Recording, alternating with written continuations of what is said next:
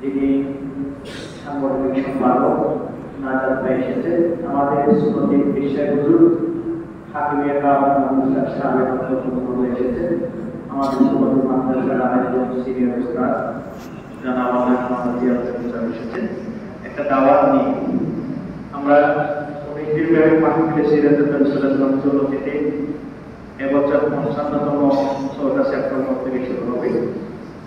এই মাহফিল আল্লাহর নবীর আদর্শ সুন্নাহ হেদায়েতের উদ্দেশ্যে যে মাহফিল ৫৫টি বছর চলে আসছে, সেই মাহফিল এবছর ইনশাআল্লাহ যথারীতি হবে।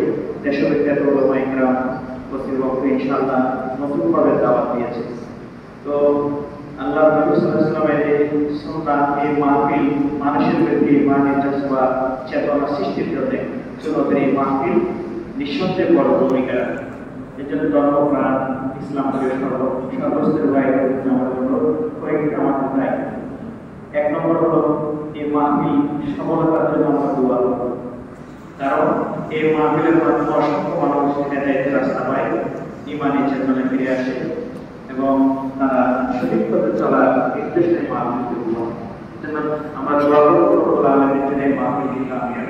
দোয়া আমাদের জন্য হাতিয়ার, এটা ছোট জিনিস নয়। قال رسول الله صلى الله عليه وسلم الدعاء ومخ العباد الدعاء سلاح المؤمن ইমানদারের জন্য হাতিয়ার আর অস্ত্র হলো দোয়া। আল্লাহর কাছে দোয়া করব, দোয়া করা শ্রেষ্ঠ বড় মানব সেবক। খায়রুন নাস মাইয়ানফাউ, আল্লাহ রাসূল বলেছেন সেরা মানুষ তারা মানুষের কল্যাণ। সেই মানুষের কল্যাণের জন্য একটা সর্বজিনিস হলো আল্লাহর কাছে দোয়া। এই জন্য একটা কথা। ২ নম্বর, আমরা নিঃস্বার্থভাবে মাহফিলের জন্য মানুষকে দাওয়াত পৌঁছাবে, যেন মানুষ মাহফিলের শক্তি বুঝতে পারে। এবং এই মাহফিল আঞ্জাম দিতে গিয়ে আপনারা জানেন অর্থের প্রয়োজন। আমরা যা যতটুকু পারি দেব, টাকা পড়ত আপনার অর্থ আশা করে দেবে, আরেকজনকে দাওয়াত দিবে।